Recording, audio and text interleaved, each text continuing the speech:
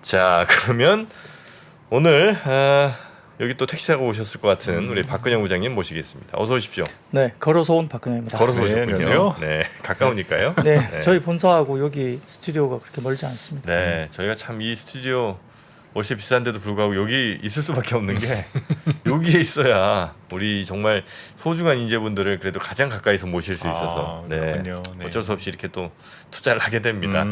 자, 그러면 우리 박근영 부장님과 함께 오늘 시장에서 있었던 일들 한번 쭉 살펴볼까요? 네, 전날 자넷 옐런 미국 재무장관이 은행권 시스템 위협 확산 시에 추가 조치 검토하겠다 발언을 했다는 건 제가 장중에 어제 그런 이야기가 나왔다고 어제 종가 관련된 이야기를 하면서 말씀을 드렸고요. 미국 은행주 리스크가 다소 이 부분 때문에 완화되면서 투심 개선으로 이어졌습니다. 코스피는 약 23포인트 정도 상승 출발을 했고요. 2411포인트 정도로 출발을 보였습니다.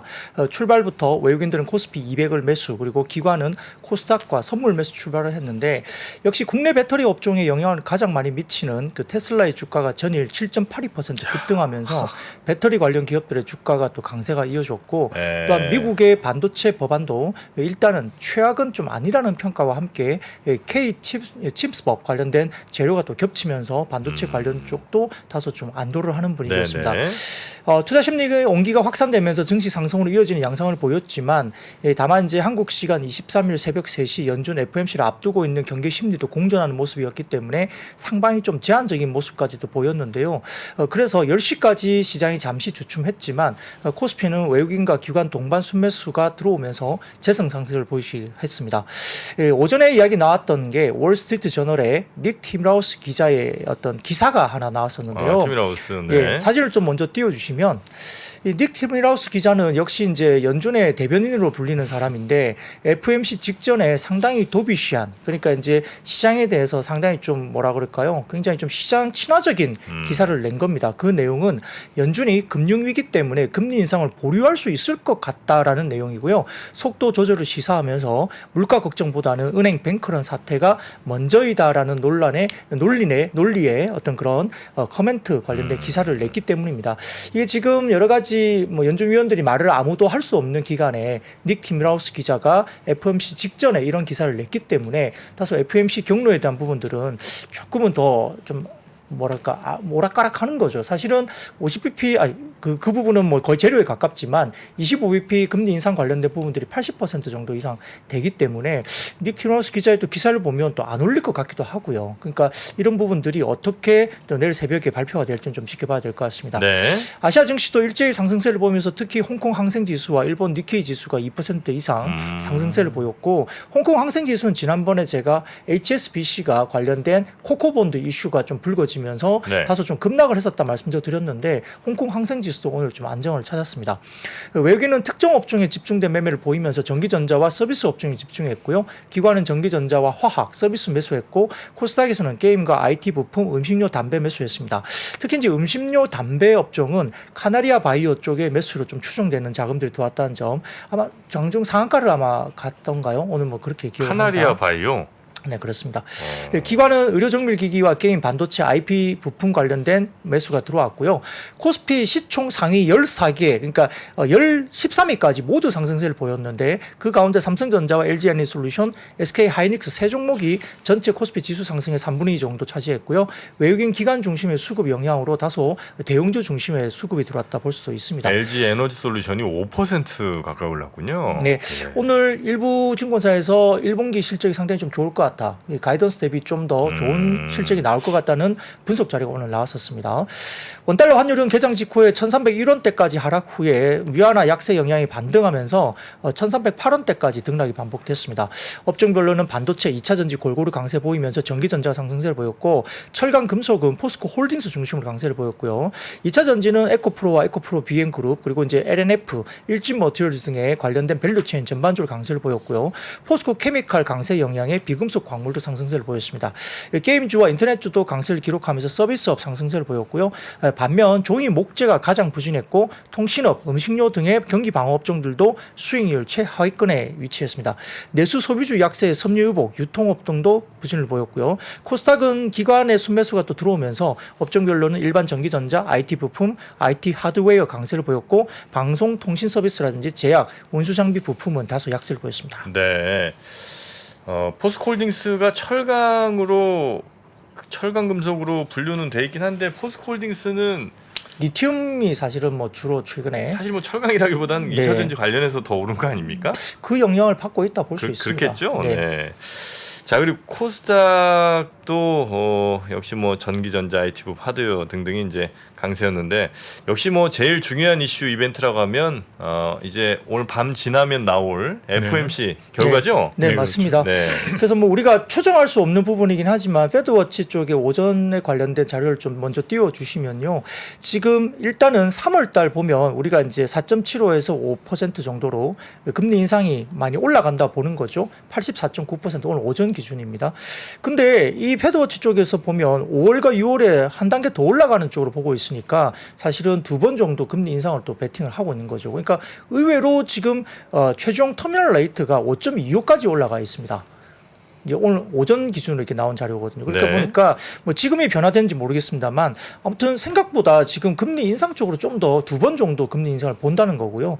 그 뒤로부터 이제 7월 달부터 점점점 이제 금리 인하가 이루어지면서 방향을 바꾸게 되는데 현재 뭐 관련해서는 이번에 25bp 금리 인상 확률이 80%를 이미 넘어서고 있고 그 다음에 이제 점도표가 굉장히 중요할 텐데요. 문제는 이제 시장은 상당히 좀 다르게 이야기를 하고 있죠. 지금 전반적으로 봤을 때는 빨리 내릴 것이다라고 시장은 기대를 하고 있고 이번 3월 FOMC에 뭐 동결도 가지 않겠느냐라는 기대감도 다소 시장에 좀 있는 상태이기 때문에 아마 금융시장이 생각하는 것과 그다음에 점도표가 어떻게 나오냐에 따라 약간의 간극이 있을 수 있는 가능성이 있거든요. 그러다 보니까 이 간극에 대한 부분들이 조금 확인이 되는 경우라면은 단기적으로는 증시에 관련된 변동성 확대 가능성도 좀 경계를 해야 될 것 같습니다. 근데 그럼에도 불구하고 아마 이번 3월 지나고 나면 다소 조금 금리에 대한 부분은 거의 정도 마무리 국면이라고 생각되는 상황이기 때문에 아마 2분기 정도부터는 조금 주식 비중 확대에 대한 기회가 좀 있지 않을까라는 시장의 분석 자료가 계속 나오고 있고요.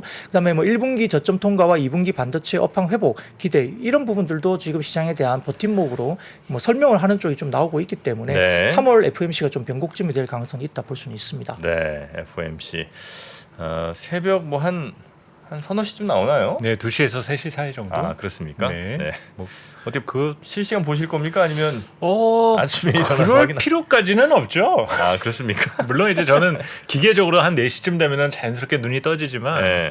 뭐 천천히 볼 예정입니다. 아침에 일어나셔서 네. 평소처럼 일어나신다 이거죠? 네, 저는 뭐 그냥 부장님은 못 주무실 것 같은데. 아니요, 저도 잡니다. 주무십니까? 제가 네. 쳐다본다고 뭐 결과가 달라질 것 그렇죠. 때문에. 네. 알겠습니다. 대응의 영역이지 뭐 제가 할 수 있는 게 없습니다. 네, 맞습니다.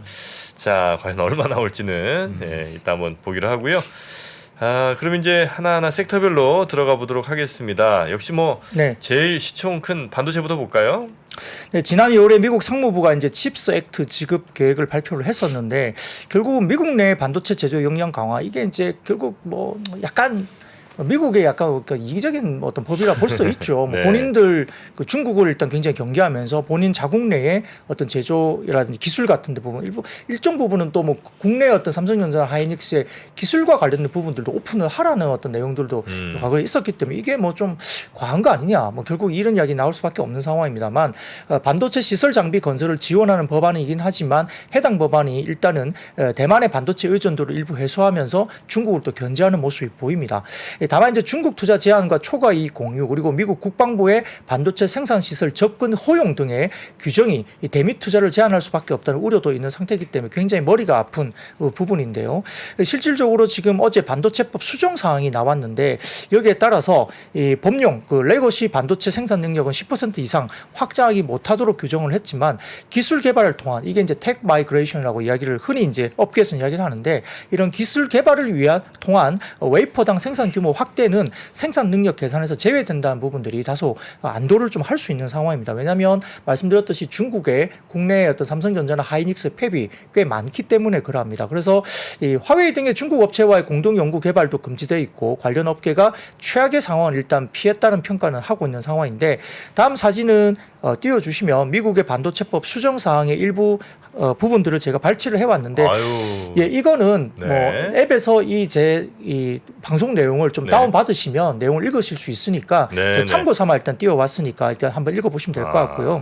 어떤 내용이 있죠? 결국 이제 수정 사항에 대해서 아까 말씀드렸던 네. 그 첨단 반도체는 10년간 그 중국에서 내용들. 반도체 생산 영역 5% 이상 확장할 수 없도록 네, 규정하고 네. 뭐 레거시 반도체 생산 영역 10% 이상 확장하지 못한다 뭐 이런 내용 등등 뭐 여러 가지가 있습니다.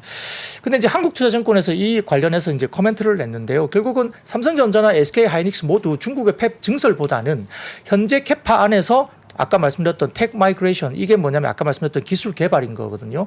이걸 통한 부분들이 가능한지 여부가 굉장히 중요한 포인트로 볼 수 있는데 발표된 내용으로 본다면은 이게 가능해 보인다는 입장입니다. 그렇기 때문에 결국은 텍 마이그레이션을 위한 뭐 장비 반입 여부가 가장 중요한 포인트다는데 일단 좀 안도를 할 수 있다. 최악은 좀 피했다 이렇게 네. 보는 것 같습니다. 그 내용에서 중요한 게 이제 양적인 성장은 안 되는데 질적 성장은 어느 정도 좀 허용해 준 듯한 그런 뉘앙스라 그러면 지금 뭐 예를 들어 10나노 뭐 9나노 이런 걸 이제 하고 있으면 뭐 7나노 8나노 이렇게 좀 발전시키는 건 가능한 거 아닌가 이렇게 이제 지금 보고 있는 네, 거죠. 뭐 그러면 이제 그렇게 되려고 한다면 뭔가 장비 반입도 장비가 돼야 되는 필요하겠죠. 거죠. 네. 되잖아요. 그러면 이제 뭐 아무래도 이제 단위당 효율이 좀 좋아지면 뭐 여러 가지 부분에서 뭐 양도 많아질 수 있고 그럴 수 있는데 아무튼 뭐 그런 것들이 아예 최악의 좀 그런 부분도 좀 지난 거다라고 이제 평가를 받는 것 같습니다. 삼성전자는 이제 아무튼 이런 법안 때문에 173억 달러를 투자하면서 미국 텍사스에 파운드리 공장을 건설 중에 있고 24년 말에 공장을 가동할 걸로 보이고 하이닉스도 미국 내 첨단 패키징 공장 신설을 합니다. 또한 삼성전자의 시안 공장의 전체 낸드 생산량의 40%를 여러 가지 생산하면서 SK 하이닉스 우시 공장도 D램의 40% 그리고 다롄 공장은 낸드의 20%를 생산합니다. 사진을 하나 가져와 봤는데 연합뉴스에서 띄워준 사진인데요. 국내 기업의 중국 내 반도체 공장에 대한 포지션인데 이렇게 보입니다. 그러니까 상당히 큰 포지션이죠.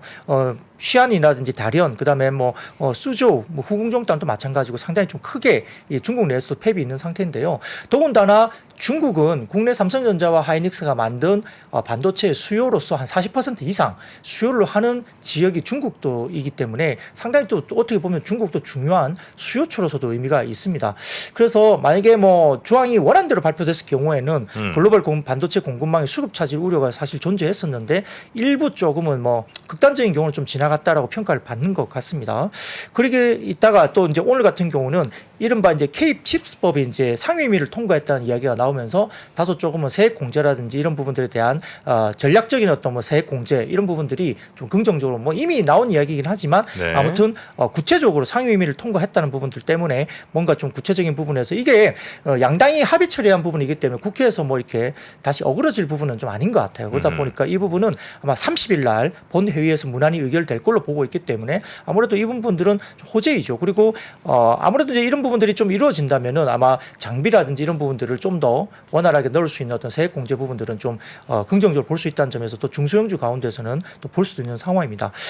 그리고 이제 그 다음으로 보이시면 사진을 좀 띄워주시면은 반도체 수출액 부분인데요. 이게 그 초반 10일 그리고 10일부터 20일까지 이제 3월 달에 나왔지 않습니까? 그래서 이 표에서 제일 오른쪽 부분을 보시면 회색 부분이 1일부터 10일까지의 매달의 그 수출액 규모입니다. 이 보시면 미세하게나마 작년 말부터 1월 달 이후에 2, 3월 달에 올라오는 모습이 회색이 좀 보이죠. 동일한 기간 동안의 회색 부분은 1일부터 10일까지가 좀 올라왔습니다. 약간 네, 올라왔습니다. 예, 올라왔고요. 네. 그다음에 그 중간에 이제 조금 옅은 오렌지 색깔인가 이 부분도 보면 좀 더 나아지는 부분이 보이거든요. 그게 아마 11일부터 20일까지 그 사이인 것 같아요. 그 10일 정도. 그리고 이제 전체적으로 짙은 오렌지 색깔은 이제 마지막 20일부터 30일까지 마지막일 텐데 아직 거기까지는 안 나왔지만 반도체 수출액이 아무튼 전체적으로 봤을 때는 전월비 그러니까 월 단위로 봤을 때 전월비보다는 조금은 이제 수출 규모가 조금은 회복을 살짝 하고 있다는 점도 아주 바닥은 좀 지난 모습이다라고 사람이 이제 시장에서는 평가를 하는 것 같습니다. 네. 더군다나 이제 신한투자증권에서 오늘 이제 아주 장문의 리포트가 나왔는데요.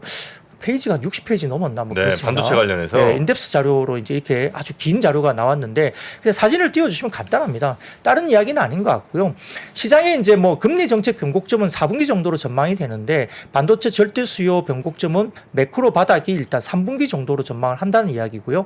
결국 이제 IT 수요, 세트 수요가 다시 정상 추세에 접근하는 게 3분기 정도부터라고 이제 똑같은 이야기를 반복하고 있습니다. 3분기 정도를 기점으로 네. 다시 수요가 살아난다. 네네네 그렇습니다. 네. 뭐 그러니까 거기에다가 지금 늘 이제 이야기하는 게 이 하이닉스나 삼성전자는 뭐 실적보다는 이제 ISM 제조업 지수라든지 글로벌 유동성 지수 뭐 이런 지표 관련된 이슈를 이제 말씀하시는 송명석 연구원도 이제 그런 쪽에 지표를 두고 좀 주가를 보자는 말씀을 계속 하셨거든요. 그러니까 비슷한 논리로 하이닉스 영업이익과 주가 그리고 ISM 제조업 지수 추이 비교인데 위쪽에 선들은 보면은 짙은 색이 영업이익이고 약간 회색 부분 색이 이제 주가 부분인데 흐름이 아래쪽에 ISM 제조업 지수와 그 흐름과 이제 변동 관련된 비슷한 동행을 하더라는 모습을 이제 아마 이렇게 평가를 해서 보여주는 것 같아요. 그러다 보니까 이제 ISM 제조업 지수 같은 경우도 오른쪽 끝에 보시면 네. 아마 2020년 1월달 지표 저점 그리고 과거에 12년과 16년도에 ISM 제조업 지표의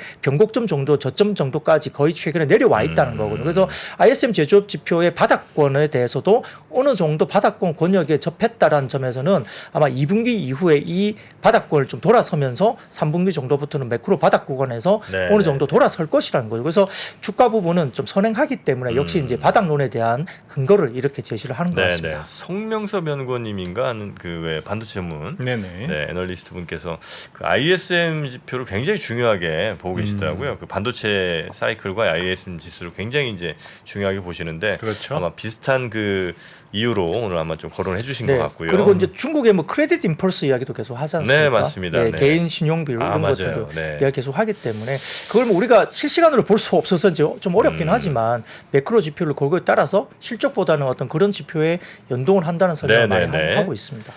그리고 삼성전자에 약간 좀 반가운 소식인 것 같은데 엔비디아의 그 차량용 반도체 이거 뭐 같이 협력을 합니까? 네, 뭐 언론에 따르면은 엔비디아가 삼성전자 파운드리 관련된 부분에 손잡고 새로운 차량용 칩을 만든다고 발표가 나온 것 같습니다. 이 전작에 이어서 신제품 생산까지 삼성에 맡기면서 차량용 반도체 분야에 대한 협업이 상당히 좀 확대되고 있다 보이는데요. 이 한국에 기반을 둔 것으로 알려진 트위터 리안이죠. 코너라는 사람이 엔비디아 테그라 차량용 반도체가 삼성 파운드리 8나노 버전으로 현재 개발 진행 중이라고 이제 이야기를 했다고 합니다. 이게 뉴스로 나온 건데요. 아무튼 뭐 삼성전자가 공식적으로 무슨 발표를 하거나 그건 아닌 것 같습니다만 기사가 그렇게 언급이 됐습니다. 네. 그래서 이게 나오면서 아마 그 지난해 9월 GTC에서 공개한 차세대 차량용 시스템 온 칩 드라이브 토르라는 게 있는데 이걸로 관측된다는 제품에 대한 이야기까지 나왔고요. 25년 초에 상용화될 것으로 전망이 되면서 이 기사가 나오다 보니까 자율주행 관련된 종목들이 테마성 움직임이 있었다 볼 수 있겠고요. 네. 텔리칩스나 뭐 에이테크 솔루션, 모바일 어플라이언스 등등의 종목들이 상승세를 보였습니다. 네, 반도체 쭉 한번 살펴봤고요. 그 다음으로 폴더블 폰, 요 네. 관련해서도 뭐 이슈가 좀 있습니까? 네, 뭐 삼성전자가 역시 폴더블 폰을 많이 하고 있지만 중화권 업체의 폴더블 폰 아마 출시도 굉장히 올해부터는 양이 많아질 것 같고요. 모델 수도 굉장히 많아집니다. 그래서 삼성전자의 플립과 폴드 5 시리즈가 아마 7월에서 8월 정도 출시될 것으로 예상되는데 통상 시작되는 것보다 조금 빠르다라는 이야기가 나온 상황입니다. 아마 전작에 대한 이슈가 좀 있어서 그런지 모르겠습니다만 최근에는 애플도 아마 새로운 아이폰 시리즈가 한 달 정도 앞당겨서 좀 발표될 가능성이 있다고 애플도 그렇게 이야기가 나오고 있는데 삼성전자의 폴더블 폰도 아마 부품 공급이 6월 말에 시작되면서 8월에 일반적으로 출시되지만 올해는 한 달 정도 좀 앞당겨서 부품을 공급할 가능성이 크다라고 이야기됩니다. 그러니까 애플이 한 달 정도 앞당겨지면 삼성전자도 전략적으로 아마 한 달 정도 앞당기는 게 맞지 않을까 싶긴 하거든요. 근데 아무튼 양사가 기존에 원래 나오던 월 대비 올해 같은 경우는 조금 한 달 정도 앞당겨서 출시 시점이 좀 앞당겨진다 이렇게 이야기가 되는 것 같습니다.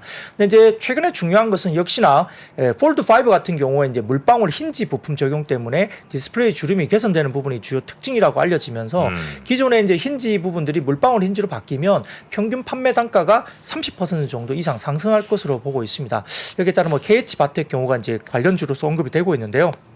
결국은 MWC 2023 행사에서도 중화권 업체들이 폴더블 스마트폰 모델을 굉장히 많이 공개했고요. 출시가 굉장히 많이 나올 것 같습니다. 여기에 따라서 기대감도 높아지는 부분이기 때문에 아마 올해 글로벌 스마트폰 출하량은 삼성전자 폴더블 스마트폰 약 1,300만 대 그리고 중화권 폴더블 스마트폰 약 500만 대 정도이니까 중화권도 꽤 많은 양을 출하를 한다 볼 수 있습니다. 그러니까 이제 폴더블 관련된 부품들은 아마 삼성전자뿐만 아니라 중화권까지 만약에 좀 넓힐 수 있는 회사라고 한다면 개수로 봐서는 좀 확실히 네. 그만 스마트폰 시장의 성장률은 굉장히 둔화될 수 있지만 폴더블 폰만 집중해서 본다면 그 관련된 쪽은 좀 늘어난다 볼 수 있겠죠. 사진을 좀 띄워주시면 오늘 유한타 증권에서 KH바텍 그 리포트가 나온 그 부분인데 발췌를 좀 해왔습니다. 그래서 KH바텍의 연간 실적 추이 전망이 상당히 좀 우상향 그림이 그려진다고 볼 수 있겠고요. 그다음에 OPM 마진율도 아마 올라가는데 이 부분은 힌지 부분, 물방울 힌지 부분이 ASP가 30% 정도 올라가면서 평균 마진율도 좀 올라가는 매출도 올라가면서 이런 부분들을 추정을 한 것 같고요. 오른쪽 보시면은 이게 위쪽에 보이는 폰하고 아래쪽 폰을 이제 같이 겹쳐놨는데 네. 위쪽에 꽤 물방울 힌지를 탑재한 오포 아마 제품인 것 같아요. 네. 아래쪽은 기존의 U자형 힌지 탑재 아래 폴드 4이거든요. 네네. 그 폴드 4를 보면은 두 개가 겹쳐지는 부분들이 딱 안 겹쳐지고 이제 틈이 이게 보이잖아요. 네. 닫았을 때. 예. 그리고 위쪽에 보면 물방울 힌지가 들어가니까 완전히 딱 밀착해서 이렇게 나오죠. 네네네. 예, 약간 그 차이가 있습니다. 근데 뭐 그 기술에 대한 부분들은 뭐 다음에 설명드릴 생각이 있겠지만 아무튼 이 부분 때문에 이제 약간 뭐 줄임이 접힌다든지 근데 이게 내구성이나 다른 이슈가 있어서 이렇게 만들었다 했지만 이번에 이제 나오는 삼성전자 신작은 아마 저렇게 오포 제품처럼 딱 붙어서 물방울 힌지가 아마 적용되면서 약간 내구성도 어느 정도 방어를 하면서 중국 제품처럼 딱 붙어서 나오는 그리고 이게 주름도 이제 조금 굉장히 완화가 된다고 알려져 있습니다. 그러니까 기술적으로 조금 한 단계 레벨업이 되는 부분이니까 한번 나오는 거 지켜볼 필요가 있겠습니다. 네. 저기 아마 이제 그 접는 순간에 안쪽으로 약간 이렇게 휘어서 들어갈 겁니다. 그러면서 이제 전체 이렇게 딱 붙어지고 이제 지금 현재 있는 그 갤럭시 폴드 같은 경우는 이제 그 접히는 부분이 이게 유격이 좀 없다고 그래야 되나 이러다 보니까 이제 약간 이게 띄어서 떠 있는 뭐 그런 상황으로 아마 가는 것 같은데 그래도 접히는 부분에 약간 저 화면에 뭐 이렇게 흰 줄 같은 게 가 있는 제 지인이 여전히 보이는 있죠. 한 1년 정도 썼는데 처음에 좀 덜하다가 접히는 부분이 약간 좀 짙어지는. 뭐가 생겼더라고요. 이렇게 네네네. 화면에. 네. 그래갖고. 거기가 아마 프로그램으로 이렇게 연결하는 거 아닌가요? 그 접히는 부분이. 네. 예. 프로그램? 예. 소프트웨어적으로? 예, 소프트웨어적으로 그걸 보이게끔 만드는 거고요. 네. 그래서 그런가요? 네네네. 거기가. 네. 그러니까 완전히 이제 뭐 하나를 그냥 딱 우리가 뭐 뭘 접듯이 확 접은 종이를 접듯이 접은 게 아니고 네. 그 접히는 부분들을 뭔가 프로그램으로 아. 힌지 연결하면서 프로그램으로 디스플레이를 아마 구현하는 걸로 제가 알고 있거든요. 네네네. 자, 여튼 폴더블 관련해서 오늘 좀 움직임이 있었고요. 그 다음에 디스플레이도 좀 봅니까? 네, 그 삼성 디스플레이가 디스플레이 초격차 기술 확보를 위해서 대규모 투자를 준비한다라고 기사가 나왔습니다. 다음 달 초 또 윤석열 대통령 참석하에 디스플레이 초격차 투자 계획을 발표한다 이렇게 전해지니까 뭔가 준비를 안 하고 그냥 발표하지는 않겠죠. 그러다 보니까 최근에 디스플레이 관련해서 어제도 제가 8.7세대 뭐 이야기도 OLED 네. 이야기를 한 것 같고 그래서 최근에 OLED 기술과 관련된 부분에 대해서 아마 투자 관련해서 그리고 아까 말씀드렸던 어제 제가 말씀드릴 때도 아마 8.7세대 관련된 장비 발주가 올해 2분기부터 좀 나올 것 같다 이런 이야기가 돈다고 말씀드렸고요. 그 다음에 24년도 정도부터는 아마 그 아이패드나 맥북 같은 큰 대면적이 이제 애플 쪽에서 OLED 쪽으로 탑재가 되기 때문에 면적 기준으로 봐서는 아마 아이패드나 맥북이 현재 팔리는 물량 정도를 봤을 때 스마트폰으로 환산하면 소재에 대한 수량이 한 5억 대 정도의 스마트폰을 판매하는 정도의 새로운 화면이 면적이 생기는 겁니다. 그렇게 되면 소재 업체 입장에서는 상당히 새로운 시장이 하나 크게 열린다고 볼 수 있으니까 뭐 덕산 네오룩스나 이런 종목들이 이제 눈여겨 보이는 거고 장비 같은 경우도 어쨌든 뭐 8.7세대 관련된 장비가 나가는데 어제 논조는 이제 결국은 소재가 좀 더 유리하다 장비보다는 왜냐하면 장비 발주는 현재 어떤 경제 분위기상 대규모 공격적인 발주가 나오기는 좀 쉽지 않을 것 같고 발주가 나오긴 하되 조금 보수적으로 보고 오히려 소재 쪽은 대면적화에 대한 새로운 시장이 열린다는 부분과 두 번째로는 이제 어제 말씀드렸던 투스택이라는 어떤 표현이 제가 있었는데 이게 한 그 층으로 되어 있던 부분들을 투스택 개념으로 해서 그 두 개로 이제 겹쳐서 이렇게 네네네. RGB가 이제 두 층으로 나간다는 거잖아요. 그러니까 소재에 대한 소비가 더 많아진다는 이야기를 최근에 해왔기 때문에 그런 부분에서는 소재 쪽으로도 좀 더 좋다. 이렇게 본다 이렇게 이야기를 일부 이제 리포트들이 나오는 것 같습니다. 그래서 OLED 관련된 쪽은 조금 더 지켜볼 필요가 있겠습니다. 네. 눈치 빠른 분들은 조금 느끼실 텐데 네. 부장님이 지금 초반부에 얘기해 주신 여러 내용들이 IT 쪽 얘기들이 좀 많이 몰리고 있어요. 반도체, 디스플레이, 휴대폰까지 넘어오고 있는데 뭐 지금 수익률 게임에서는 2차 전지가 메인이라는 거는 부정할 수 없는 부분이지 않습니까? 근데 이제 시장에서는 언젠가 이 바톤을 누군가 이어받는다라면 네. 결국은 IT라는 관심을 지금 많이 두고 있는 것 같거든요. 그러니까 최근에도 보면 이 IT 쪽 관련된 리포트가 좀 쏟아져 나오는 편이에요. 아 그래요. 그 분위기를 조금 타보고 싶다라는 거죠. 그러니까는 그 해당되는 자료는 조금 꼼꼼히 챙겨볼 때입니다. 네. 아 전체적으로 리포트가 많이 쏟아지는 업종들이 또 있을 수 있고. 그렇죠. 그리고 특히 이 4월 달부터는 어닝 시즌이 시작되는데 네. 지금 우리 주식시장의 가장 큰 문제가 주가 흐름이 나쁘지는 않지만 숫자로 접근하면 어떻게 되느냐거든요. 근데 IT 쪽에서는 우리는 숫자로 말해 이렇게 얘기하는 분위기로 갈 수 있으니까 네네. 이 내용들은 다시 한번 꼭 탐독해 보시는 것이 중요합니다. 역시 제가 원고 순서를 그렇게 일부러 잡았는데 그걸 또 다 캐치를 하시잖아요. 캐치를 하셨군요. 아, 김영현 네. 선생님이 보통 분이 아닙니다. 그런 것 같습니다. 네. 이렇게 사람 좋은 인상 좋은 것 같아도 매우 날카로운 분이에요. 날카로워요. 네. 놓치지 않습니다. 네. 네. 자 그러면 그렇다고 해서 저희가 뭐 IT를 추천한다 이건 네, 그건 아닙니다. 아니죠. 그런 절대 말이 아니고. 아니라요. 네. 물론 아직까지는 여전히 오늘 봐도 2차 전지가 워낙 강하기 때문에 네. 뭐 매일 2차 전지만 좋다고 앞쪽에 내기에는 저도 좀 지치기 때문에 조금 중간쯤으로 좀 밀어놨습니다. 네. 예. 자 그리고 탄소 중립 관련해서도 좀 네, 뭐 움직임이 이거는 있었군요. 사실은 뭐 그냥 뉴스 플로우와 관련된 테마성 분위기고요. 이거는 뭐 주도 업종과 전혀 상관이 없습니다. 네네. 그냥 사진 먼저 띄워주시면 정부의 온실가스 감축 목표 조정안 관련해서 이야기 나온 건데 쉽게 말한다면은 그 세부 이행안 발표가 이루어지면서 정부가 여러 가지 부분에서 조금 조정을 한 거죠. 그래서 구체적으로 보면은 기본적으로 에너지 전환의 온실가스 감축 목표를 기존 2018년도 대비 44.4%에서 최근에 45.9%로 이 표를 보시면 보입니다. 가운데 위쪽에 약간 이게 무슨 색깔인가요? 뭐 이게 색깔을 하늘색이라고 그래야 되나요? 뭐 좀 약간 옅은 연두색? 연두색 네. 그린인가? 예. 약간 그런 쪽에 보시면은 44.4%에서 조정안이 기존에서 조정안이 45.9%로 올라갔고 그다음에 파란색으로 보이는 쪽에서도 14.5%에서 11.4%로 이제 좀 더 올라간 거죠. 그래서 이제 이런 부분들 관련된 부분에서 사양 조정되는 부분 감축 목표 관련된 조정안이 나왔습니다. 그리고 이제 구체적으로 원전 발전 비중을 또 21년 27.4%에서 2030년 32.4%로 올라갔고요. 신재생 에너지 발전 비중도 같은 기간 7.5에서 21.6% 플러스 알파로 높일 거기 때문에 온실가스 감축 목표를 위한 원전 발전을 좀 늘리는 쪽으로 보이고 있고 또 온실가스 감축에 대한 부분에 대해서 다소 조금은 좀 더 이렇게 의지가 있다 이렇게 보일 수 있습니다. 그래서 유럽 같은 경우도 뭐 탄소 중립 산업법을 지난 17일에 유럽도 발표를 했었습니다. 그러니까 이제 이게 전 세계적으로 굉장히 좀 친환경 산업 관련된 규제 간소화나 기술 개발 지원 이런 부분에 대해서 상당히 좀 같이 공감대를 형성하고 있는 부분이기 때문에 이게 이제 결국은 뉴스 플로우로 나오면서 보이는 것 같고요. 아마 이제 EU 같은 경우는 2030년까지 1990년 대비 온실가스를 55%나 감축하겠다 목표치를 굉장히 공격적으로 잡고 있는 상황이고요. 올해 10월부터는 탄소 배출이 많은 품목을 수입할 때 즉 6대 품목 철강, 시멘트, 알루미늄, 비료, 전력, 수소 이 부분들이 배출한 탄소량에 따른 비용을 부담시키는 탄소 국경 조정 제도를 시범 시행할 것으로 예상되고 있기 때문에 이게 현실적으로 굉장히 좀 중요한 어떤 글로벌리 어떤 제도일 것 같습니다. 그래서 이거는 아마 정책적으로도 굉장히 좀 신경을 써야 되는 부분이 아닌가 싶고요. 네. 당장 뭐 종목이 이것 때문에 어떻다 하기는 좀 그렇지만 뉴스플로우가 어쨌든 시행되고 있는 어떤 글로벌 정책이 나오면서 어떤 테마성으로 주가들은 움직이고 있다 볼 수 있습니다. 네.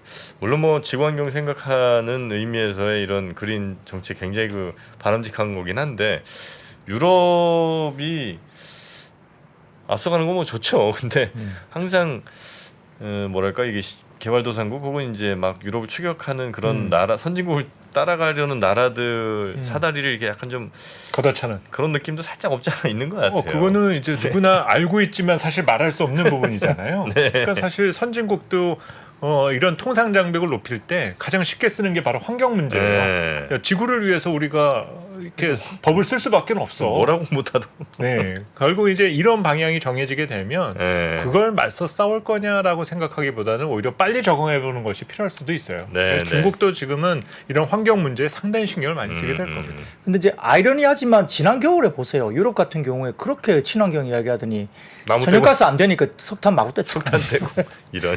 그러니까 필요하면 그냥 석탄 떼는 겁니다. 그러니까 이제 이렇게 이야기는 하지만 네. 현실적으로 이 부분들이 어떻게 지켜질지는 사실 정말 긴 시계열에서 체크를 해봐야 되는 상황입니다. 네. 자, 그리고 테슬라가 급등했습니다. 네. 2차 전지주도 따라갔고요. 네, 역시 이제 신용평가사 무디스가 테슬라의 신용 등급을 투자 적격 등급으로 상향 조정했다. 이게 나온 겁니다. 그래서 등급 전망도 안정적으로 평가하면서 상당히 좀 긍정적인 어떤 코멘트를 낸 것 같습니다. 그래서 올해 테슬라의 차량 인도 실적이 작년보다 34% 증가할 것으로 무디스 쪽에는 확인을 한 것 같고요. 그래서 이제 그 다음 사진을 좀 보여주시면은 3월 13일부터 19일 사이에 중국의 관련된 NEV 그 보험 등록 대수거든요. 이 보시면은 3월 셋째 주 정도인 것 같은데요. 18,712대가 테슬라 쪽이 이제 보험 등록이 중국에서 된 겁니다. 근데 역시 이제 BYD가 제일 많죠. 38,414대니까 BYD가 제일 많고요.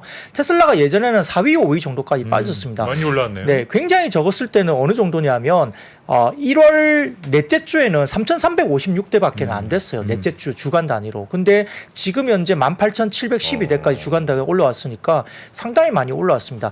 12월의 마지막 주도 12월 다섯째 주도 4,338대밖에 안 됐으니까 연말에 굉장히 테슬라가 어려웠거든요. 근데 이제 전반적으로 1, 2월 이렇게 3월 올라오면서 18,712대까지 올라오니까 상당히 많이 올라온 네네. 거죠. 그래서 테슬라 쪽도 중국에서 좀 회복을 하고 있다 보시면 될 것 같고요. 12월부터 3월 셋째 주까지 각 주간 단위로 테슬라의 중국 보험 등록 대수는 3프로 TV 내에서 제가 올려드린 이 원고 자료를 보시면 거기에 쭉 나와 있으니까 그걸 제가 지금 여기서 읽어드릴 수는 없고요. 네네. 그 자료는 따로 좀 출력해서 보시면 될 것 같습니다. 이 다음 사진을 보여주시면은 미래에셋증권에서 나온 이제 리서치 자료인데요. 그 GM이라든지 테슬라 쪽에 뭐 중국 보험 등록 데이터 이 부분인데 한번 띄워주시죠. 미래에셋증권의 자료인데 왼쪽은 GM의 미국 BEV 판매추인데 보조금 효과가 본격화되면서 GM도 시장 점유율이 굉장히 많이 올라오고 있는 모습이 보이죠. 그리고 오른쪽으로 보시면은 테슬라의 중국 보험 등록 데이터인데요. 판가 인하 이후에 12월에 굉장히 주춤했다가 1월 초 완전히 바닥권까지 갔다가 최근에 확연하게 이제 회복되는 모습이 보입니다. 그래서 중국 쪽에서도 테슬라가 어느 정도 수요를 가지고 가져가는 모습이 보이는 것 같고요. 그 다음에 이제 다음 사진을 좀 보여주시면은 일렉트랙이라는 그 해외 쪽의 그 사이트에서 기사가 나왔습니다. 이 기사가 어떤 내용이냐면 테슬라가 올해 1분기 중국 시장에서 분기 최다 판매 기록을 경신할 것이다라고 외신에서 이제 기사가 나온 걸 제가 발췌해 와봤습니다. 그래서 이 내용은 중국의 상업은행 리포트에서 발췌를 한 내용으로 기사화 된 것 같은데요. 1월 1일부터 3월 19일까지 테슬라 등록 차량이 10만 6,915대로 추정되는데 최다 판매를 기록했던 전분기 판매 대수가 12만 2,038대니까 지금 3월 19일까지 10만 6,915대 정도로서 통상 분기 마지막 주에 판매가 급증하는 경향이 있다고 감안한다면 올해 1분기가 최다 판매 기록을 갱신할 가능성이 높다라고 이야기했습니다. 그 테슬라 쪽과 물량과 연계된 종목이 뭐죠? LNF나 이런 종목들이잖아요. 그러다 보니까 오늘 LNF가 또 급등세를 보였죠. 상대적으로 좀 디스카운트 저평가됐던 종목으로 알려져 있는데 아무튼 테슬라 대수에 대한 이슈가 좀 민감하기 때문에 LNF가 좀 어느 정도 오늘 상대적으로 좀 많이 올랐다 볼 수 있는 상황이고요. 네. 그 외에도 2차 전지 시장 확대에 따른 수혜가 전망되는 뭐 리튬이라든지 폐배터리 종목들도 주가들이 오늘 같이 좋았다 볼 수도 있습니다. 네. GM이 전기차가 뭐 볼트 뭐 이런 게 있나요? 뭐 그랬던 GM 걸로 볼트. 기억하는데요. 아직 많지는 않은 것 같은데 그래도 이제 점유율을 빠르게 늘려가고 있구만요. 그 보조금. 네, 네, 그렇습니다. 확실히 보조금 이슈가 당연히 뭐 잘 수요에 영향을 미칠 수밖에 없죠. 네. 그리고 2차 전지 중에 또 LFP 요것도 요즘 관심 많이 받는 것 같습니다. 네, 맞습니다. 지금 LG 에너지 솔루션이라든지 삼성 SDI, SK온 등의 국내 배터리 3사가 결국 LFP 배터리 개발에 착수했다 뉴스가 계속 나오는 부분인데요. 역시 이제 점유율 1위를 달리고 있는 뭐 중국 배터리 업체 CATL과 뭐 점유율 경쟁이 예상된다. 근데 뭐 얼마나 점유율 경쟁이 될지는 모르겠지만은 국내 같은 경우라면 결국은 뭐 LFP LFP를 어느 정도 이제 들어가면서 이제 가격 경쟁력이나 이런 것들 한번 해볼 만하다 싶습니다. 과거에는 LFP 배터리가 뭐 저가형 제품은 인식이 강하긴 했지만은 일단 미국의 테슬라가 글로벌 완성차 업계를 포함해서 LFP 배터리를 채택을 하고 있는 경향이 있기 때문에 아마 시장에서도 이걸 간과할 수는 없겠죠. 그래서 과거에 이제 뭐 LFP 배터리에 대한 기술적인 부분을 보면 일단 충전과 관련된 뭐 화재 위험이 좀 적다, 뭐 여러 가지 배터리 셀이 열화되는 현상도 적다, 배터리 수명이 길다, 이런 장점이 알려지긴 했지만은 근데 이제 단점도 많죠. 그리고 이제 굉장히 좀 제한적인 어떤 성능이나 이런 부분들이 있기 때문에 역시나 관련해서 이제 국내에서 잘하고 있는 배터리 영역과 좀 다르다 이야기를 많이 하고 있습니다만 그럼에도 불구하고 SK온 같은 경우에는 뭐 국내 최초로 전기차용 LFP 시제품을 공개를 했고요. 네. 기존의 LFP는 저온에서 주행거리가 한 50에서 70% 급감하는 그렇다면서요. 단점이 있습니다만 네. SK온은 이를 아마 70에서 80%까지 끌어올린 굉장히 성능을 끌어올린 제품을 또 냈다고 합니다. LG 에너지솔루션 같은 경우도 ESS용 LFP 배터리를 공개했고요. 제품화가 또 마무리되면은 난징 공장과 중국 오창 공장에서 본격적인 생산이 또 될 것 같습니다. 그래서 오창은 한국에 있는 공장이죠. 네, 그렇습니다. 네. 한국 오창 공장입니다. 그래서 LG 에너지솔루션도 LFP 관련된 배터리 관련된 부분이 생산에 들어갈로 보이고 관련적으로 좀 삼성 SDI 같은 경우도 굉장히 소극적인 회사였는데 최근에 본격적인 개발을 또 선언을 했기 때문에 이와 관련된 부분에서 LFP 관련된 밸류 체인도 조금 주목을 받고 있는 상황입니다. 그러니까 네. 전반적으로 지금 뭐 그냥 양극재, 그다음에 뭐 LFP, 그다음에 동박, 일진 머티리얼스도 오늘 급등했고 그 외에도 뭐 우리가 알고 있는 실리콘 음극재, 뭐 폐배터리 등등 지금 2차 전지 관련해서 여러 가지 밸류 체인이 같이 지금 다 같이 좋기 때문에 뭘 하나 빼놓고 말하기가 되게 어렵습니다. 그러니까요. 네. 그 많은 종목 중에 어떻게 2차 전지 관련 중 하나가 없을까? 하나 정도 걸릴 수도 있는 거 아닙니까? 모르고 샀다가도 안 걸리네요.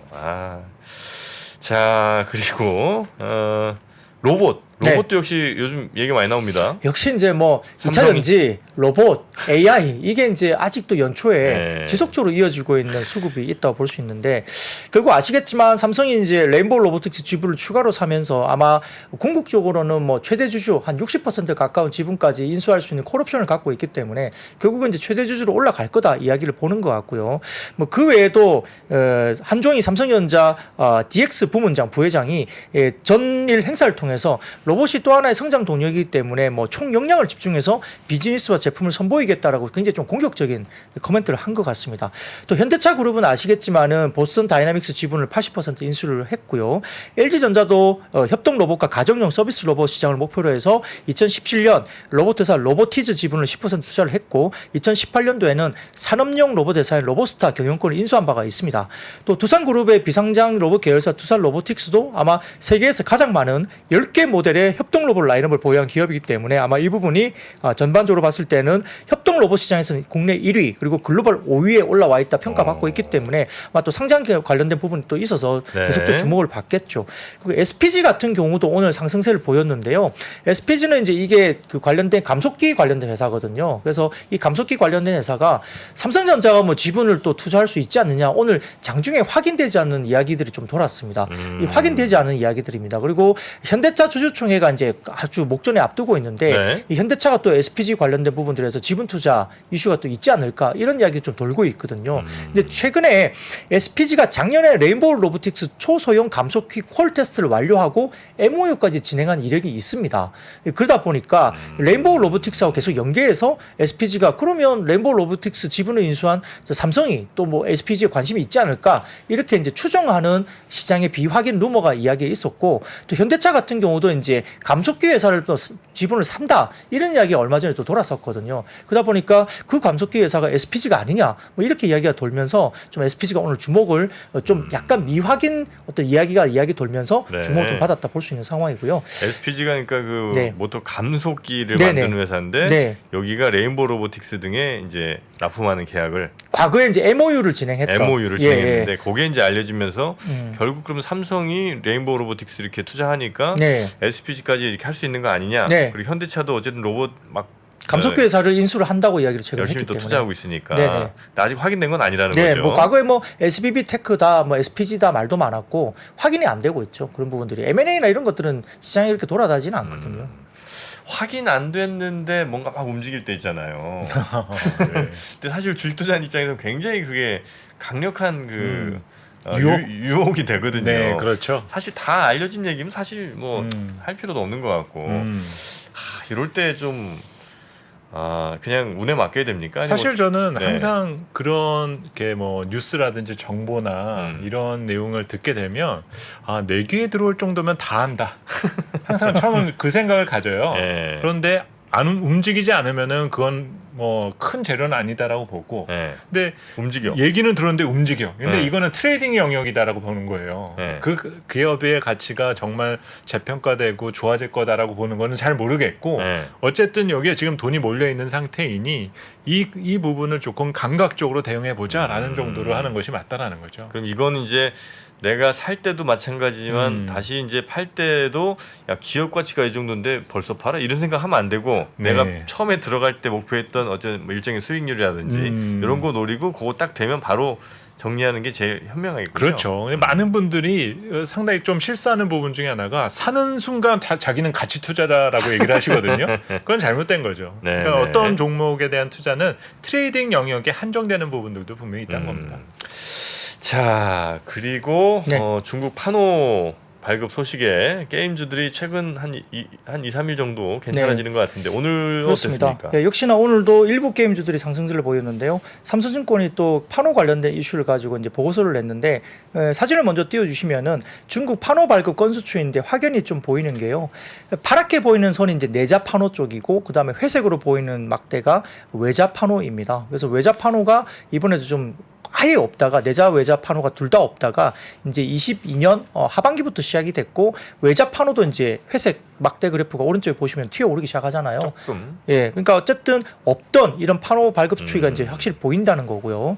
예, 확실히 이제 뭐 중국 유통 규제에 관련된 부분이 완전히 해소된 부분이 아니지만은 아마 전반적인 흐름에서 중국 출시가 좀 더 판호가 좀 더 이어질 거라 보는 거에는 아마 동의를 하는 것 같습니다. 근데 왜 중국에서 이제 판호 발급을 좀 더 이제 최근에 이렇게 공격적으로 하고 있느냐 이야기를 다음 사진을 보여주시면 설명을 이렇게 하고 있는데 중국 모바일 게임 시장 규모 추이를 보는데요. 이게 보시면은 다른 거 보시지 마시고 파란색 실선을 보시면 이게 어떻게 보십니까? 오른쪽에 YOY 증감률을 보시면 마이너스 10% 이상 역성장이 보이고 있죠. 파란색 선이 네. 오른쪽 축을 보시면 그래서 중국의 모바일 게임 시장이 이미 10% 이상 역성장으로 들어가면서 이 부분을 좀 살리기 위한 어떤 부분에서 판호 발급이 아마 중국 정부가 좀 적극적으로 좀 돌아선 선회하는 모습이 보인다라고 이야기를 좀 하는 것 같고요. 그리고 뭐 일부에서는 또 아까 말씀드렸지만은 중국이 이제 어느 정도 이제 게임 산업에 있어서 좀 자신감이 생겼기 때문에 뭐 국내 게임사 열어줘도 뭐 어느 정도 이제 감당할 수 있다 보는 것 같기도 하고 장르가 좀 겹치지 않는다. 중국에서 굉장히 좀 선호되고 있는 장르가 우리나라가 잘하는 MMORPG하고 조금 다른 장르의 움직임들이 있기 때문에 또 판호 발급에 대한 부분들은 어느 정도 이제 열고 있다. 이런 뭐 여러 가지 해석들이 있습니다. 다만 이제 아무튼 최근에 아주 오래된 게임이 아니라 최근에 그 매출도 꽤 많이 하고 있고 글로벌리 성공하고 있는 최신작들이 또 판호가 나온다는 점은 국내 업체에게서는 일단 기회가 좀 되고 상당히 좀 어려웠던 실적단의 분위기에서 어느 정도 이제 약간 모멘텀으로 작용할 수 있는 부분들이 분명히 있겠죠. 그래서 이제 상반기까지는 주요 게임사 실적이 아마 좀 부진할 것으로 예상한다라고 삼성증권에서도 똑같이 코멘트를 했지만 중국의 판호의 추가 발급 그리고 북미의 콘솔이나 스팀 시장 진출 등으로 하반기부터는 실적 개선의 기대감이 좀 높아지는 국면이라고 설명하고 있기 때문에 아마 서서히 관련된 종목들에 관해서 좀 보셔야 된다 이야기를 하는 것 같습니다. 근데 이제 추가적으로 카카오 게임즈가 오늘 모멘텀이 하나 있었는데 첫 번째 사진을 좀 띄워주시면은 카카오 게임즈가 어제인가요? 어제 11시에 오전 11시에 아키 에이지 워라는 게임을 이제 출시를 했는데요. 무슨 그림입니까? 이게 오른쪽 그게 뭐냐면 출시 4시간 40분 만에 iOS 애플 앱스토어에서 국내 매출 순위 1위로 올라갔다는 그런 그 표를 보여주는 겁니다. 오른쪽에. 매출 10분 순위 1등이라는 얘기인가요? 네. 그러니까 4시간 40분 만에 네. 애플 앱스토어의 국내 매출 순위가 1위로 올라가는 신작 게임이죠. 예, 그렇기 때문에 그게 올라갔고요. 과거에 오딘이 애플 앱스토어에서 매출 순위 1위로 올라갔던 게 5시간 정도 걸렸다 하거든요. 출시 이후에. 네. 근데 아키 에이지 워가 4시간 40분 만에 이제 올라갔으니까 거의 오딘에 버금가는 초기 반응이라 볼 수 있겠고요. 비슷한 속도이고 리니지 시리즈라든지 히트2 같은 경우도 보다도 훨씬 빠른 속도로 네. 매출 부분에서 순위 1위까지 아키 에이지 워가 올라갔다는 겁니다. 그리고 이제 다음 사진 보여주시면 그게 이제 애플 앱스토어에서 아키 에이지 워가 오른쪽 보시면은 이제 매출 순위 1위로 올라갔다는 게 이제 보이는 거죠. 근데 어떻게 안드로이드에서는 하나도 없어요? 안드로이드는 실시간이 안 되고 그게 좀 집계가 좀 늦습니다. 그래요? 구글 플레이 쪽은 1위가 조금 늦게 집계이기 때문에 아마 구글 플레이 쪽이 어떻게 달성이 되는지를 한 번 더 체크를 해볼 필요가 있겠죠. 내일이나 뭐 모레 정도는 나오겠네요. 네, 뭐 그런 상황입니다. 그래서 일단 초기 반응이 아키 에이지 워가 일단 최근에 나온 신작 중에서는 초기 반응이 좀 괜찮다는 측면에서 좀 주목을 받는 것 같고. 그래서 이것도 MMORPG예요? 네, 뭐 리니지하고 비슷하더라고요. 그렇습니까? 그래서 제가 해봤습니다. 다음 사진 보여주시면 예. 해보셨어 직접 예. 또. 이게 이거예요? 이제 제가 키운 캐릭터이거든요. 그래서 제가 저 강아지가요, 아니면 저 여성분이? 여성분이요. 예, 잘 키우셨는데. 네, 이름은 아밀리에라는 이름으로 제가 키워봤는데, 아밀리에? 예, 저게 어제 11시에 오픈한 이후에 어제 저녁에 이제 늦게부터 시작해가지고 쭉 이제 과금을 하지 않고 오늘 오후에 한번 계속 돌려봤는데요. 어허. 39레벨까지 올라갔거든요. 그 40레벨 정도까지 만들었습니다, 사실은. 과금을 한 번도 안 하고 한나절 정도 이상 열심히 했더니 40레벨까지 왔는데 이 게임의 안정감이나 뭐 게임의 어떤 그런 부분들은 상당히 좀 튕김 현상도 거의 안 나타나고 괜찮긴 하더라고요. 괜찮긴 한데 꼭 해보세요, 우리 부장님. 네. 네, 해봤습니다. 네. 근데 이제 40레벨 정도 가니까 약간 부대끼입니다. 힘들어요? 예, 과금을 해야 될 것 같은 레벨 수준이. 손 힘으로만은 안 되더라. 네, 이게 뭐 그냥 이때부터는 뭔가 좀 과금의 힘을 현질을 좀 빌리지 해야 않으면 다음 레벨로 올라가기가 조금 이제 버거워지는 레벨 구간이 40레벨 정도까지 가니까 되더라고요. 네. 근데 이 여성 캐릭터 머리에 뭐 칼 꽂은 거예요? 뭐예요, 저거는? 이제 궁수입니다, 궁수. 활. 네네. 네. 엘프족의 궁수로 만든 그건데요. 그렇군요. 제가 해봤습니다. 해봤는데 네. 어쨌든 한 40레벨 정도까지는 무과금으로 한 하루 정도 바짝 하면은 그냥 올라오더라고요. 40까지는. 예. 근데 40레벨 올라간 이후에 이제 길드 쪽에 이제 뭐 이렇게 길드원으로 들어가기도 하고 하면서 계속 올리니까 40레벨 이상부터는 그 필드 쪽에서 일단 사냥이 되게 버거워져요. 되게 뭔가 이게 뭐 활이라든지 뭐 무기가 더 강화되거나 뭔가 센 무기가 없으면 혼자서 이렇게 필드에서 이렇게 하기가 되게 어려워지는 구간으로 들어가니까 이때부터 과금을 해야 되겠구나. 그 생각이 들더라고요. 네. 캐릭터가 많은가요? 뭐 어쨌든 뭐 그냥 칼을 휘두르는 캐릭터도 있고 활을 쏘는 캐릭터도 있고 마법사도 있고 고르는 거죠? 그렇죠. 네. 네. 고르고 남성 여성도 고르고요. 네. 그럼 내가 이제 그 의상이나 이런 것도 꾸밀 수도 있고요. 뭐 그렇다고 봅니다. 그리고 전직이라 해가지고 이 옷이 이제 바뀝니다. 뭐 레벨 수준에 따라 옷을 입는 그것도 바뀌고 그러면 이제 기본 그 어떤 그 힘이라 그럴까요? 기본 그 기능이 굉장히 강해지는 전직 기능이 있습니다. 그 레벨이 뭐 30레벨, 40레벨, 60레벨 올라가면 전직이 되면서 옷도 화려해지고 기본 기능도 굉장히 강해지는 그런 구간이 있습니다. 캐릭터는 형수님을 많이 닮았네요. 거의 비슷하고 봐야 되겠죠. 네, 일부러 또 그렇게 선택하신 것 같습니다. 외모가 거의 비슷하다고 생각했어요. 네. 아유, 축하드립니다. 자, 우리 박근혜 부장님 이제 현질 잘 안 하신다는 것 같은데 이제. 현질은 이제 사모님한테 하셔야죠. 네. 그렇군요. 현지 많이 들어가죠. 네. 네, 어려운 구간에 접했다 볼 수 있습니다. 네. 박근혜 부장님 사모님 어떻게 생겼는지 궁금하시면 아케이즈워를 해보시면 되겠습니다. 자, 그리고 아밀리에를 찾으시면 될 것 같습니다. 아밀리에 찾으시면 됩니다. 자, 챗 GPT, 대항마 바드. 이게 이제 한번 약간 좀 물 먹었던 것 같은데 네. 다시 뭐 좀 준비하고 있습니까? 네, 구글이 이제 블로그를 통해서 미국과 영국에서 일부 이용자를 대상으로 대화형 뭐 AI죠 바드를 출시한다고 아마 밝힌 것 같습니다. 이 바드는 사람처럼 묻고 답하면서 전 세계적으로 인기를 끌고 있는 뭐 챗GPT 대항마로 알려지고 있는 상황인데 구글 입장에서 상당히 좀 보수적으로 AI에 대한 전략을 잡았던 걸로 보여요. 뭐 기술 개발도 꽤 했지만 좀 내놓는 거에 오픈하는 거에 대해서는 조금 보수적으로 스탠스를 취했는데 지난달 그 6일 바드 출시를 예고한 지 한 달 반 만에 이제 공식적으로 이제 일단 출시한다고 밝힌 것 같고요. 구글은 뭐 검색 서비스 외에도 유튜브에도 AI 기능을 탑재하는 등의 모든 주요 제품에 생성형 AI 탑재를 예정으로 한다 이야기를 했고요. 결국은 뭐 경쟁이 본격화되는 신호탄이 아니겠느냐라고 보는 것 같습니다. 그 외신에 따르면은 이번에 출시한 바드의 특징은 실수를 인정하기도 하고 그리고 부분적인 인과관계 추론을 하면서 챗 GPT보다 훨씬 또 좀 신중한 AI다 이렇게 평가를 받고 있는데 신중하네. 신중하다는 게 어떤 의미인지는 잘 모르겠습니다. 평가는 그렇게 받고 있는 것 같아요. 그래서 어. 이제 약간 좀 어떤 기능이 어떻게 다른지 그리고 인과관계 추론에서 어떻게 뭐 어떤 똑같은 질문했을 때 어떻게 대답을 하는지 제가 아직 해본 적이 없기 때문에 좀 봐야 되겠지만 여튼 이런 것들이 이제 일단 각 그 뭐라 그럴까 기업들마다 AI 관련된 새로운 서비스를 속속 이렇게 내고 있기 때문에 챗봇 경쟁이 어떤 본격화된다는 것은 뭐 우리가 뭐 그건 아니라고 할 수는 없겠죠. 네. 그래서 그런 부분들이 좀 이루어지면서 관련된 챗GPT 관련주로서 이야기됐던 종목들이 약간의 테마성 움직임이 있었다 볼 수 있습니다.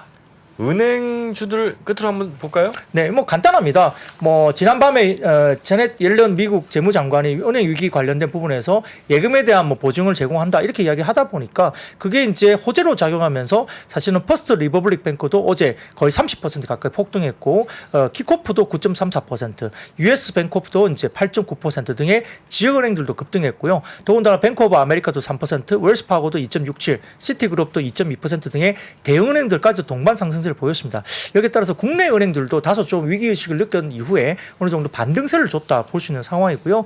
단순히 오늘 같은 경우는 아마 미국 쪽의 일부 지역은행을 포함한 은행주들의 뭐 좀 안정적인 상승세 이 영향을 받았다 볼 수 있는 상황이고 다음 사진을 좀 보여주시면은 국내 은행의 부실채권 비율 추이를 좀 이렇게 나타낸 표가 있어서 한번 가져와 봤는데 네. 역시 과거보다는 상당히 좀 국내 은행들의 내부적인 어떤 부실채권 비율 그러니까 총 여신 대비 부실채권의 비율이 상당히 좀 많이 떨어져 있는 상태로 보이고 있기 때문에 국내에 대한 어떤 이슈 우려 이런 부분들은 다소 조금은 너무 뭐 할 상황은 아닌 것 같다. 아직까지 조금 그래도 국내 같은 경우는 그래도 조금 안정적이다 이렇게 볼 수는 있는 상황인 것 같습니다. 근데 은행주는 역시나 우리가 이제 규제 산업이냐 아니냐 뭐 그 부분이 더 크게 작용하는 네. 거기 때문에 다른 각도에서 좀 진입을 하는 게 좋지 않을까 싶습니다. 네. 자, 오늘 시장 요 정도로 정리하면 이제 될 것 같습니다. 집에 지금 형수님께서 공격력이 강화됐다는 소식이 좀 들리고 있습니다. 만렙입니다, 만렙. 길드 장이고요. 저 힐링 포션 하나 준비해서 들어가셔갖고 네 하나 저 체력 보강하시기 바라겠습니다. 네. 네, 행복한 결혼 생활 하시고요. 네. 내일 뵙겠습니다. 열심히 살겠습니다. 감사합니다. 3프로 TV가 전국 방방곡곡 숨어 있는 주식 고수를 찾습니다. 내가 박근형 부장, 염승환 이사보다 시장을 더 잘 본다. 내가 이선엽 이사보다 종목 선정이 뛰어나다. 내가 박병창 이사보다 차트 분석 더 잘한다. 이렇게 자부하는 분들 저 정프로에게 오십시오. 여러분의 실력을 마음껏 뽐낼 수 있도록 판을 깔아드리겠습니다. 전국 증권사 지점의 PB, 주식 브로커, 펀드 매니저는 물론이고 전업 투자자, 슈퍼개미, 스몰개미, 기타 등등 이 시장에 대한 날카로운 분석과 통찰만 있다면 누구든 환영합니다. 숨은 고수 여러분의 많은 참여 부탁드립니다. 팔로우 미.